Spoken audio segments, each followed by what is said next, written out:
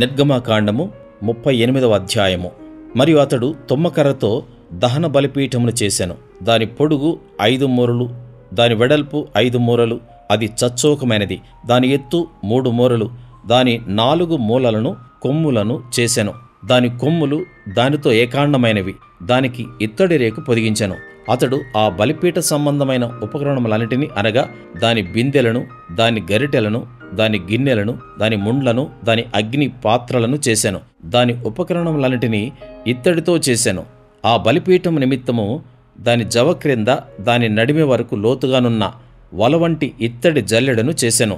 మరియు అతడు ఆ ఇత్తడి జల్లెడ యొక్క 4 మూలల్లో దాని మోతకర్రలుండు 4 ఉంగరములను పోతపోసెను. ఆ మోతకర్రలను తుమ్మకర్రతో చేసి వాటికి రాగిరేకులు పొదిగించెను. ఆ బలిపీఠమును మోయుటకు దాని ప్రక్కలనున్న ఉంగరములలో ఆ మోతకర్రలు చనిపెను.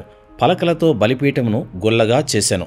అతడు ప్రత్యక్ష గుడారం యొక్క ద్వారమున సేవింపవచ్చిన సేవకురండ్ర అద్దుములతో ఇత్తడి గంగాళమును దాని ఇత్తడి పీటను చేసెను. మరియు అతడు ఆవరణమును చేసెను.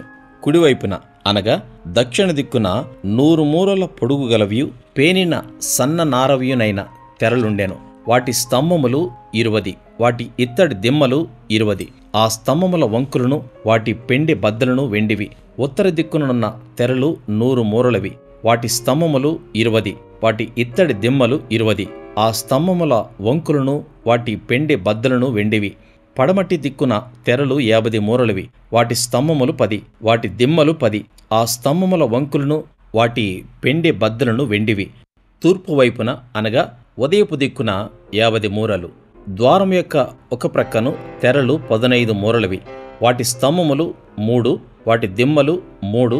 అట్లు రెండవ ప్రక్కను అనగా ఇరుప్రక్కలను ఆవరణ ద్వారమునకు 15 మూరల తెరలుండెను. వాటి స్తంభములు 3, వాటి దిమ్మలు 3.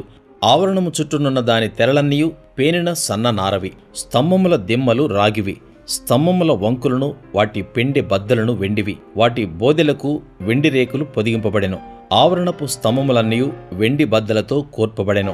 ఆవరణ ద్వారపు తెర నీల ధూమ్ర రక్తవర్ణములు గలదియు పేనిన సన్ననారతో చేయబడినదియునైన బుటాపనిది. దాని పొడుగు 20 మూరలు, దాని ఎత్తు అనగా వెడల్పు ఆవరణ తెరలతో సరిగా 5 మూరలు. వాటి స్తంభములు 4, వాటి ఇత్తడి దిమ్మలు 4. వాటి వంకులు వెండివి. వాటి బోదెలకు వెండి రేకు పొదిగింపబడెను. వాటి పెండె బద్దలు వెండివి. మందిరమునకును దాని చుట్టూనున్న ఆవరణమునకు చేయబడిన మేకులన్నీయు ఇత్తడివి. మందిర పదార్థముల మొత్తము అనగా సాక్ష్యపు మందిర పదార్థముల మొత్తము ఇదే. ఇట్లు వాటిని యాజకుడైన అహరోను కుమారుడగు ఈతామారు లేవీయుల చేత మోషే మాట చొప్పున లెక్క పెట్టించెను. యూదా గోత్రికుడైన హూరు మనుమడును ఊరు కుమారుడునైన బెసలేలు యెహోవా మోషేకు ఆజ్ఞాపించినదంతయు చేసెను.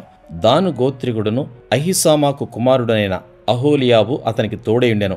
ఇతడు చెక్కువాడను, విచిత్రమైన పని కల్పించువాడను, నీలధూమ్ర రక్తవర్ణములతోనూ సన్ననారుతోనూ బుటాపని చేయువాడునై ఉండెను. పరిశుద్ధ స్థల విషయమైన పని అంతటిలోనూ పని కొరకు వ్యయపరచబడిన బంగారమంతయు అనగా ప్రతిష్ఠింపబడిన బంగారు పరిశుద్ధ స్థలపు తులము చొప్పున 116 మణుగుల 530 తులములు. సమాజములో చేరిన వారి వెండి పరిశుద్ధ స్థలపు తులము చొప్పున 400 మణుగుల 1575 తులములు.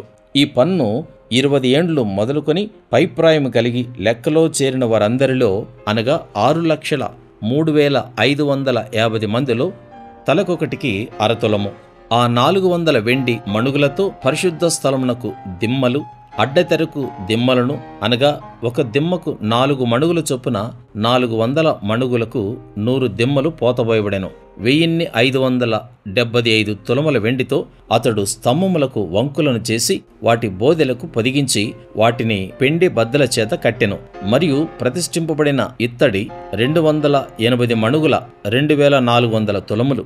అతడు దానితో ప్రత్యక్షపు గుడారపు ద్వారమునకు దిమ్మలను, ఇత్తడి వేదికను, దానికి ఇత్తడి జల్లెడను, వేదిక ఉపకరణములన్నిటినీ, చుట్టూనున్న ఆవరణమునకు దిమ్మలను, ఆవరణ ద్వారమునకు దిమ్మలను, ఆలయమునకు మేకులన్నిటినీ, చుట్టూనున్న ఆవరణమునకు మేకులన్నిటినీ చేసెను.